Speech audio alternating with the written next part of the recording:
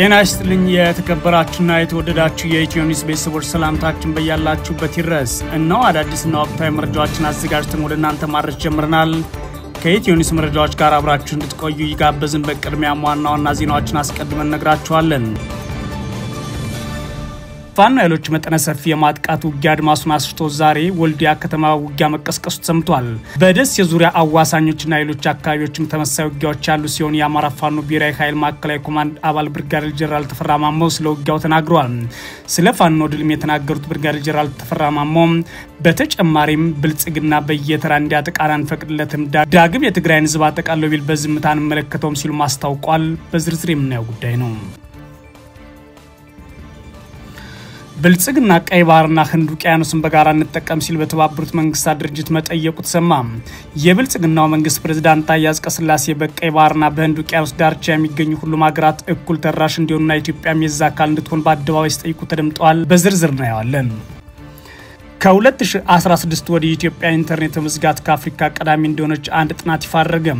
ከጎርጎሮሳውያን 2016 እስከ 2024 ባለው ጊዜ ውስጥ ኢትዮጵያ ኢንተርኔት መዝጋት ከአፍሪካ ቀዳሚ ናት ተብላለች። እንዴት የሚለው የዝርዝር ዜናችን አካል ነው። ኔታንያሁ ዌስት ባንክን ከእስራኤል እንዲቀላቅሉ አልፈቅድላቸውም አሉ ትራምፕ። የዩናይትድ ስቴትስ ፕሬዝዳንት ዶናልድ ትራምፕ ቤንያሚን ኔታንያሁ በእስራኤል ወረራ ስር ያለውን ዌስት ባንክን ወደ ግዛታቸው እንዲቀላቅሉ አልፈቅድም ሲሉ ተደምጠዋል። ተመልካቾቻችን አብራችሁ ውስጥ ቆዩ። እነዚህና ሌሎች ሰማላችሁ። የክርስትና እምነት ተከታይ የሆናችሁ ተመልካቾቻችን እንኳን ለብርሃነ መስቀሉ የደመራ በዓል በሰላም አደረሳችሁ እንላለን። መልካም ቆይታ ይሁንላችሁ።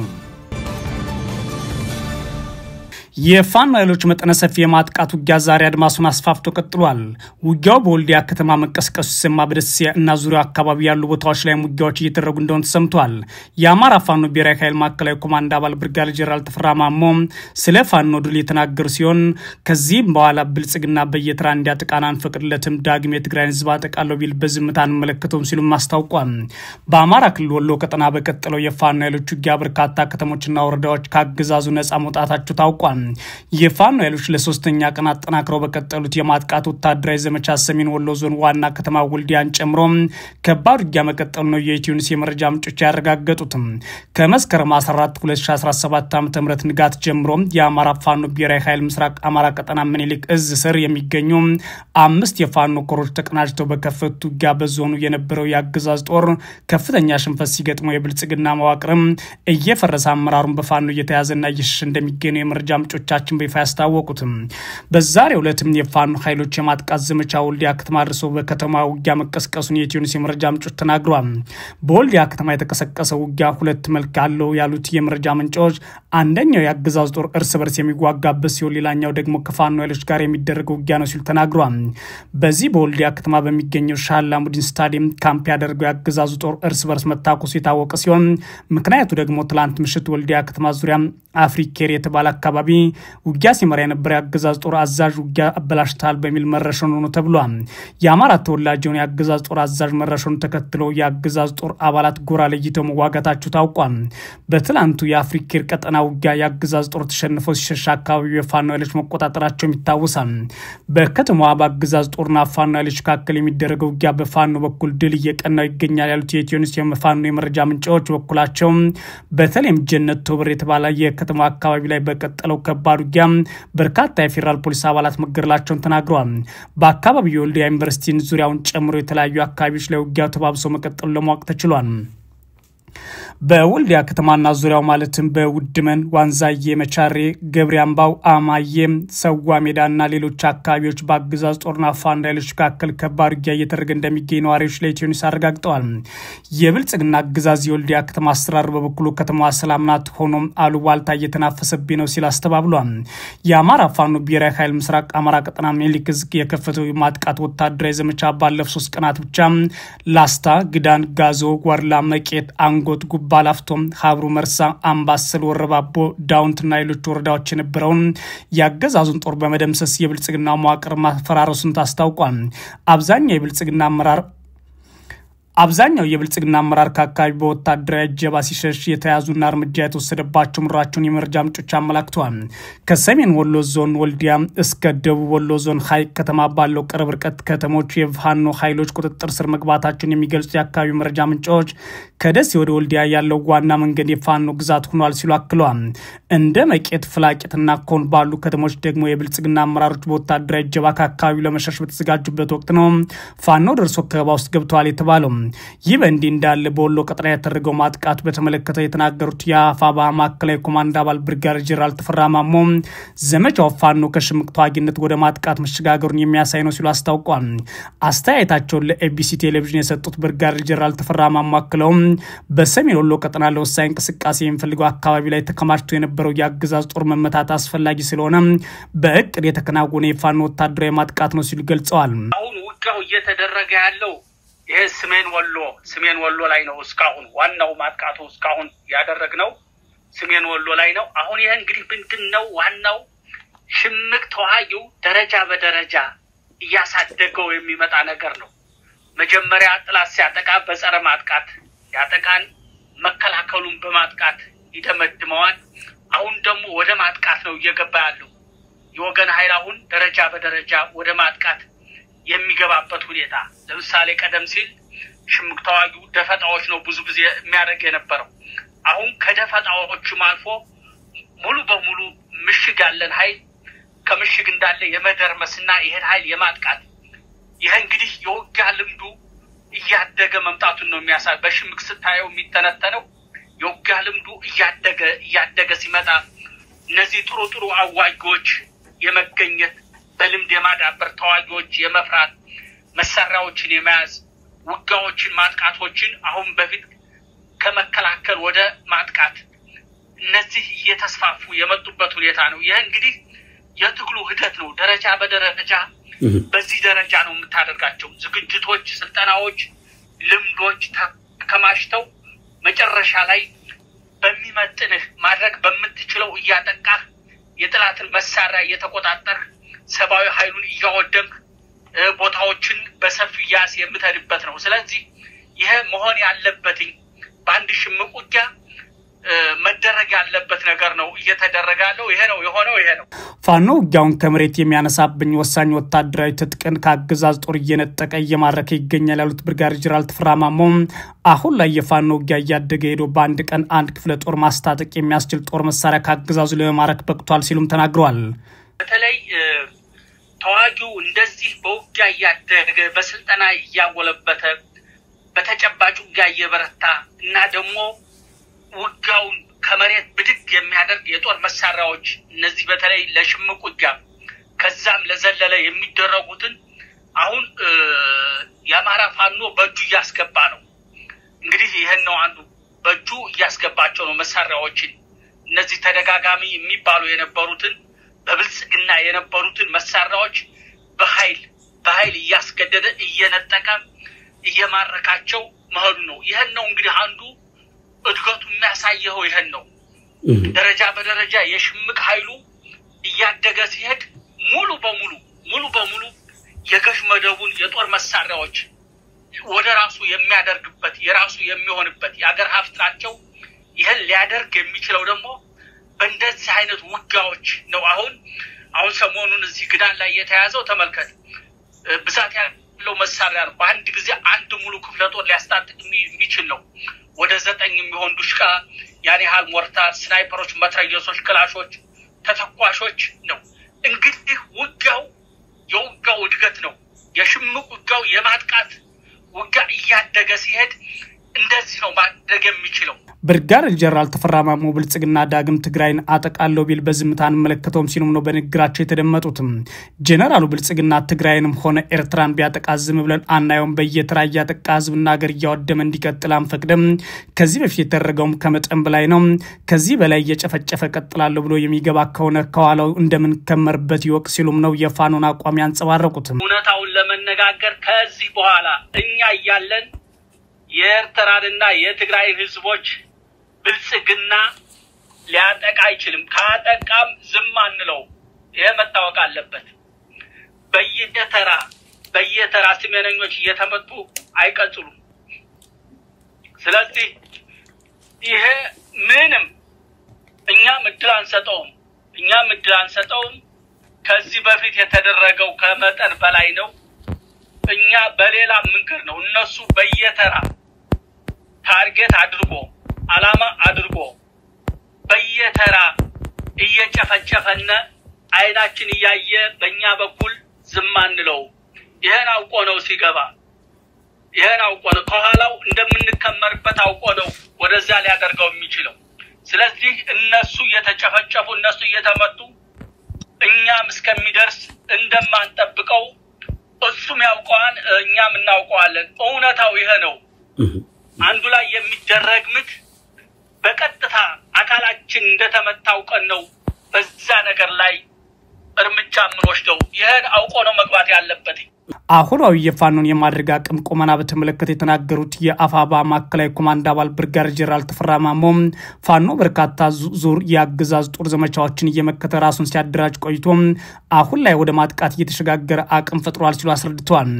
በሌላ በኩል ፋኖ ጠፍቷን የቀረውን በገዳማትና ሸለቆች የተደበቀ ነው የሚሉ ሪፖርቶች ለአብይ አህመድ ሲያቀርቡ የከረሙ ያገዛዝ ጦር አዛዥ ወቅታዊ ጉዳይ መገምገምና ቀጣይ አቅጣጫዎች በሚል በደብረ ብርሃን ኮምቦልቻና ጎንደር ያደረጉት ስብሰባ ቀጥለው ዛሬም በባህርዳር ወታደራዊ አዛዦች የፖሊስ ኮሚሽነሮችና የብልጽግና ባለስልጣናት የተገኙበት ስብሰባ ማድረጋቸው ታውቋል። ባለፉት 3 ቀናት ብቻ የፋኖ ኃይሎች በከፈቱት የማጥቃት ወታደራዊ ዘመቻ የክፍለ ጦር አዛዦችን ጨምሮ ከ600 በላይ ያገዛዙ ጦር አባላት ሲደመሰሱ ከፍተኛ ቁጥር ያለው ሰራዊትና የጦር መሳሪያ ደግሞ ማረኩን ነው አንድ የአፋባ አመራር ለኢትዮ ኒውስ ያረጋገጠው። ብልጽግና ቀይ ባህርን ህንድ ውቅያኖስን በጋራ እንጠቀም ሲል በተባበሩት መንግስታት ድርጅት መድረክ ላይ ጠየቀ። የብልጽግና መንግስት ፕሬዝዳንት የሆኑት ታዬ አጽቀሥላሴ በቀይ ባህርና በህንድ ውቅያኖስ ዳርቻ የሚገኙ ሁሉም ሀገራት እኩል ተደራሽነት ይኖራቸው ሲሉ ጠይቀዋል። ኢትዮጵያ በቀይ ባህርና በህንድ ውቅያኖስ ዳርቻ ለሚገኙ ሁሉም ሀገራት እኩል ልማትና ደህንነት ለማረጋገጥ ሁሉን አቀፍ አካሄድ ትከተላለች ሲሉ ፕሬዝዳንት ታዬ አጽቀሥላሴ የተናገሩበት የተባበሩት መንግስታት ድርጅት መድረክ ይህንን ጉዳይ አጀንዳ ሊሆንለት አልቻለም ተብሏል። ፕሬዝዳንት ታዬ በ80ኛው የተባበሩት መንግስታት ጠቅላላ ጉባኤ ላይ አድርጉት በተባለው ንግግር ቀይ ባህርና ህንድ ውቅያኖስን የሰው ልጆች የጋራ ቅርስ ሲሉ በመግለጽ ሁሉም ሀገራት እኩል ተደራሽነት እንዲኖራቸው ጥሪ ሲያቀርቡ ተደምጠዋል። የብልጽግናው አገዛዝ ቀይ ባህርን እቆጣጠራለሁ ወደ ቀይ ባህር ወጣለሁ ቢልም አሁን ደግሞ ህንድ ውቅያኖስን ጭምር በመጥቀስ በጋራ ልንጠቀመው የምንገባው ሀብት ነው ማለት የሐሳብ ወራ ማካሄዱ ነው በተባበሩት መንግስታት ድርጅት የተሰማው። አያይዘውም ከፍተኛ ባህር የሰው ልጅ የጋራ ቅርስ አድርጎ የሚገልጸውና ሁሉም ሀገራት በኩልነት የመጠቀም መብት የሚያረጋግጠው የዓለም አቀፍ ህግ እውን መሆን አለበት ሲሉም ተናግረዋል ተብሏል። በተጨማሪም ከዚህ ቀደም የተባበሩት መንግስታት ድርጅት ዋና ጸሐፊ አንቶኒዮ ጉተሬስ በአዋዛ ቱርክሚስታን ተካሂዶ በነበረው በሶስተኛው የባህር በር የሌላቸው ማድረግ ላይ ያሉ ሀገራት ጉባኤ ላይ የተናገሩትን በማስታወስ ታዬ አጽቀሥላሴ አንድ ሀገር በጂኦግራፊ አቀማመጥ ምክንያት ከልማት እድሎች ሊገለል አይገባም ሲሉ ኢትዮጵያ ከልማት እድል ተገላለች ብለዋል። ምንም እንኳን ፕሬዝዳንቱ በከፍተኛ ሰብአዊ መብት ረገጣ በጭፍጨፋና በጦር ወንጀሎች የምትከሰሰው ሀገሩን ጉዳይ ማንም ባያነሳበትም ይህንን የባህር በርና ሌሎች ጥያቄዎችን ግን በአደባባይ ሲናገሩ ተደምጠዋል። እንዲሁም ኢትዮጵያ በቀይ ባህርና በህንድ ውቅያኖስ ዳርቻ ለሚገኙ ሁሉም ሀገራት እኩል ልማትና ደህንነት ለማረጋገጥ ሁሉን አቀፍ አካሄድ እንደምትከተል ገልጸው ህጋዊ የፖሊሲ ግባን በዲፕሎማሲያዊና በሰላማዊ ተሳትፎ ታስቀጥላለች ሲሉም ተናግረዋል ተብሏል።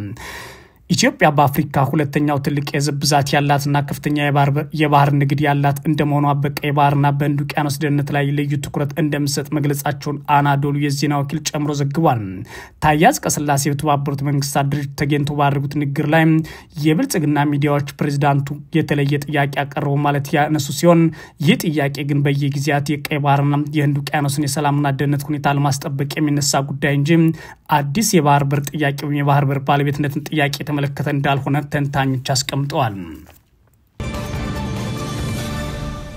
ከ2016 ወዲህ ኢትዮጵያ ኢንተርኔት መዝጋት ከአፍሪካ ቀዳሚ እንደሆነች ተረጋገጠ። በጎርጎሮሳውያኑ 2016 እስከ 2024 ባለው ጊዜ ውስጥ ኢትዮጵያ ኢንተርኔት መዝጋት ከአፍሪካ ቀዳሚ መሆኗን አንድ ጥናት ይፋ አድርጓል። በጥናቱ መሰረት በተጠቀሱት ጊዜ ውስጥ በአፍሪካ 190 ጊዜ የበይነ መረብ አገልግሎት የተቋረጠ ሲሆን ከዚህ ውስጥ በኢትዮጵያ ለ30 ጊዜ ተቋርጧል ተብሏል። ኢንተርኔት ሸትዳውን ኢን አፍሪካ በሚል በመጽሐፍ መልክ የቀረበው ጥናት በአፍሪካ የኢንተርኔት መዘጋት ከጥፍ በላይ ማደጉን አመላክቷል። እንደ አውሮፓውያን አቆጣጠር በ2016 ዓ.ም 14 የኢንተርኔት መዘጋት እንደነበር የገለጸው ጥናቱ በ2024 28 መረሱን ጠቅሷል። ሱዳን ከኢትዮጵያ መቀጠል 21 ጊዜ የኢንተርኔት መቋረጥ ያስመዘገበች ሲሆን በአልጄሪያ ደግሞ 14 ጊዜ ተዘግቷል ተብሏል። በኢትዮጵያ በይነ መረብ መቋረጥ በዋናነት ተከስተው በትግራይ ጦርነት በነበረበት ጊዜ መሆኑን የጠቀሰው ጥናቱ ይህም በሚሊዮኖች የሚቆጠሩ ሰዎች የመገናኛ ዘዴዎችና አስፈላጊ አገልግሎቶችን አቋርጦ ነበር ብሏል። የበይነ መረብ መዘጋት በተቃውሞዎች ጊዜ ድምጾችን ለማፈን ተቃዋሚዎችን ዝም ለማሰኘትና የፖለቲካ ተሳትፎን ለመገደብ በስፋት እንደ መሳሪያ ጥቅም ላይ እየዋለ መሆኑን ጥናቱ ይፋ አድርጓል። የብልጽግና መንግስት በተደጋጋሚ ከሚያደርጋቸው ጉዳዮች አንዱ ኢንተርኔት በመዝጋት ንጹሃን ዜጎችን ማፈን፣ ፖለቲካዊ ሀሳብ ያላቸውን መሰወር፣ መግደልና ጅምላ ማፈናቀል መፈጸም እንደሆነም ተጠቅሷል። ሪፖርቱ በኢትዮጵያ ኢንተርኔት መቋረጥ የሰብአዊ መብቶች ላይ ብቻ ተጽዕኖ የሚያሳድር ሳይሆን ስልጣን ላይ ያሉ አካላትንም የሚጠቅም ስልት ሆኗል በማለት ብልጽግና ኢንተርኔት መዝጋትን የስልጣን ማስጠበቂያው መንገድ አድርጎ መቀጠሉን ይፋ አድርጓል። የመጽሐፉ ተባባሪ ጸሐፊ ቶኒ ሮበርትስ እያንዳንዱ የበይነ መረብ መቋረጥ የሰብአዊ መብቶችን ይጥሳል እንዲሁም በኢኮኖሚ ላይ ጉዳት ያርሳል ሲል ጠቅሷል። በምርጫ ወቅትና በተቃውሞ ጊዜ የመንግስት አካላት የቴሌኮም አገልግሎት ሰጪና የክልል ተቋማት የኢንተርኔት መዝጋት እንዲያቆሙና ዲጂታል መብቶችን ለመጠበቅ ቁርጠኝነት እንዲጠብቁ አሳስበዋል። ብልጽግና በአገሪቱ ባለፉት 7 ዓመታት ባካሄዳቸው ጦርነቶች በተለያዩ አካባቢዎች ለረጅም ጊዜያት የሚዘጋቸው ኢንተርኔቶች ቢኖሩም ባለፉት 2 ዓመታት በአማራ ክልል አብዛኛው አካባቢ አሁንም የኢንተርኔት እንደተዘጋና እንዲሁም አገልግሎቱ እጅግ ደካማ እንዲሆን እንደተደረገ እንደቀጠለ ነው። ኔታንያሁ ዌስት ባንክን ከእስራኤል እንዲቀላቅሉ አልፈቅድም አሉ ትራምፕ። የዩናይትድ ስቴትስ ፕሬዝዳንት ዶናልድ ትራምፕ ቤንያሚን ኔታንያሁ በእስራኤል ወረራ ስር ያለውን ዌስት ባንክን ወደ ግዛታቸው እንዲቀላቅሉ አልፈቅድም ሲሉ ተደመጡ። የእስራኤሉ ጠቅላይ ሚኒስትር ዓርብ ዕለት በተባበሩት መንግስታት ድርጅት ጠቅላላ ጉባኤ ላይ ንግግር ከማድረጋቸው ቀደም ብለው በኦቫል ኦፊስ ለጋዜጠኞች ሀሳብ የሰጡት የአሜሪካው ፕሬዝዳንት እስራኤል ዌስት ባንክን እንድትቀላቀል አልፈቅድላትም ሲሉ አይሆንም ሲሉ ተደምጠዋል። ሰኞ ከኔታንያሁ ጋር የሚገናኙት ትራምፕ የጋዛ ስምምነት በጣም ተቃርቧል ሲሉም ገልጸዋል። እስራኤል በጋዛ ያለውን ጦርነትና የዌስት ባንክን ወረራ እንድታቆም ዓለም አቀፍ ጫና እየደረሰባት ይገኛል። የምዕራባውያን መንግስታት ለፍልስጤም ነጻ አገርነት በይፋ እውቅና እየሰጡም ነው። ቀኝ ዘመም እስራኤላውያን አካባቢውን መጠቅለል ይህንን ግፊት ለማስቆም አማራጭ መንገድ እንደሆነ ይመለከቱታል። በኔታንያሁ የአስተዳደር ጥምረት ውስጥ ያሉት አክራሪ እስራኤላውያን የፍልስጤም ግዛት አካል የሆነው ዌስት ባንክን እንዲቀላቀል ተደጋጋሚ ጥሪ አቅርበዋል ይላል ቢቢሲ በዘገባው። ዩናይትድ ኪንግደምና ጀርመን እስራኤል አካባቢ ከግዛቷ ጋር እንዳትቀላቅል አስጠንቀዋታል። የተባበሩት መንግስታት ዋና ጸሐፊ አንቶኒዮ ጉተሬስ ሰኞ ዕለት በተባበሩት መንግስታት ድርጅት እንደተናገሩት ይህ ሞራላዊ፣ ህጋዊና ፖለቲካዊ ትዕግስት የሌለው ነው ብለዋል። ትራምፕ ሐሙስ ዕለት በኦቫል ኦፊስ ለጋዜጠኞች እንደተናገሩት ከኔታንያሁና ከሌሎች መካከለኛው ምስራቅ መሪዎች ጋር ተነጋግረዋል። ትራምፕ በጋዛ ላይ ስምምነት ለማድረግ ምናልባትም ሰላም ለመፍጠር ጭምር በጣም እየተቃረብን ነው ብለዋል። የፍልስጤሙ ፕሬዝዳንት ማህሙድ አባስ ባለፈው ሐሙስ በተካሄደው የተባበሩት መንግስታት ጠቅላላ ጉባኤ በቪዲዮ ባደረጉት ንግግር በፈረንሳይ ይፋ የተደረገው የእስራኤልና የፍልስጤም የሰላም እቅድ ተግባር ለማድረግ ከዓለም መሪዎች ጋር ለመስራት ዝግጁ መሆናቸውን ገልጸዋል። የ89 ዓመቱ አባስ በአካል ወደ ኒውዮርክ ተጉዘው ንግግር እንዳያደርጉ በአሜሪካ ተከልክለዋል። ካናዳ፣ አውስትራሊያ፣ እንግሊዝ፣ ፖርቹጋል፣ ፈረንሳይ፣ ቤልጂየም፣ ሉክሰምበርግ፣ ማልታ፣ ሞናኮ፣ ሳን ማሪዮ፣ አንዶራና ዴንማርክ ለፍልስጤም መንግስት እውቅና በመስጠታቸውንም አመስግነዋል። አሜሪካ ለፍልስጤም እውቅና ለመስጠት ጊዜው አሁን አይደለም በማለት ተቃውማለች። ይህ እርምጃ ለሐማስ ሽልማት ነው ስትልም አክላለች። አባስ በንግግራቸው ሐማስ በአስተዳደር ውስጥ ሚና አይኖረውም ብለዋል። የእስራኤል መውጣት ተከትሎ የፍልስጤም መንግስት ለጋዛ ሰርጥ ሙሉ ኃላፊነት እንዲወስድና በእስራኤል ከተያዙት ዌስት ባንክ ጋር እንደሚገናኝም ጠቅሰዋል። ትራምፕ ማክሰኞ ዕለት ቁልፍ ከሆኑ የአረብና የሙስሊም ሀገራት መሪዎች ጋር በተገናኙበት ወቅት እስራኤል አካባቢውን መቀላቀል ከጀመረች መዘዝ አለው ሲሉ አስጠንቀዋል። የሳውዲ አረቢያ ውጭ ጉዳይ ሚኒስትር ልዑል ፈይሰል ቢን ፉርሃን ለጋዜጠኞች እንደተናገሩት የዩናይትድ ስቴትስ ፕሬዝዳንት በዌስት ባንክ ውስጥ ያለውን የመቀላቀል አደጋና ስጋት በሚገባ የተረዱ ይመስለኛል ብለዋል። እስራኤል ረቡዕ ዕለት ጠዋት ዌስት ባንክና በአጎራባች ዮርዳኖስ መካከል ያለው ብቸኛ መሻገሪያ ዘግታለች። በዚህም ከ2 ሚሊዮን በላይ ፍልስጤማውያን ከውጭ ዓለም ጋር እንዳይገናኙ አድርጋለች የተባለው መሻገሪያው የተዘጋው 2 የእስራኤል ወታደሮች በአካባቢው በዮርዳኖስ ታጣቂዎች በጥይት ከተገደሉ ቀናት በኋላ ነው። ግለሰቡን በስፍራው ተገድሏል ተብሏል። ቢቢሲ ረቡዕ ዕለት ጋዛ ውስጥ ሴቶችና ህጻናት ጨምሮ ከ80 የሚበልጡ ፍልስጤማውያን በእስራኤል ላይ መገደላቸውን የአካባቢ ሆስፒታል መረጃ ምንጮች ነግረውኛል ብሏል። መስከረም 26 ቀን 2016 ዓ.ም በሐማስ መሪነት በደቡብ እስራኤል ላይ በደረሰው ጥቃት 1200 ሰዎች ሲገደሉ 251 ሌሎችን ታግተዋል። ይህንን ተከትሎ የእስራኤል ጦር ምላሽ ለመስጠት በጋዛ ዘመቻ ከፍቷል። ከዛን ጊዜ ወዲህ እስራኤል በጋዛ ባረሰችው ጥቃት ከ18000 በላይ ህፃናት ጨምሮ ቢያንስ 65419 ሰዎች ተገድለዋል ተብሏል። በተባበሩት መንግስታት የሚደገፈው የተቀናጀ የምግብ ዋስትና ደረጃ ምደባ በነሐሴ ወር እንዳስታወቀው በመላው ጋዛ ውስጥ ከግማሽ ሚሊዮን በላይ የሚሆኑ ሰዎች ለረሃብ ለችጋርና ለሞት የሚጋለጡ አሰቃቂ ሁኔታዎች እያጋጠሟቸው ነው ብሏል። ኔታንያሁ በጋዛ ረሃብ እየተከሰተ ነው መባሉን ደጋግሞ አስተባብሏል። የተባበሩት መንግስታት ድርጅት አጣሪ ኮሚሽን እስራኤል በጋዛ ፍልስጤማውያን ላይ የዘር ማጥፋት ወንጀል ትፈጽማለች ቢልም የእስራኤል ውጭ ጉዳይ ሚኒስቴር የተዛባና ሐሰት ነው ማለት ውድቅ አድርጓል። እስራኤል ጦርነቱና ወራው እንድታቆም ከፍተኛ ግፊት እየተደረገባት ቢገኝም አሁንም ግን እየገፋችበት ትገኛለች ማለት ቢቢሲ ዘግቧል። የተወዳጁና የተከበራችሁ የኢትዮ ኒውስ ቤተሰቦች መረጃዎቻችን እነዚህ ነበሩ። መልካም ጊዜ እመኛለሁ።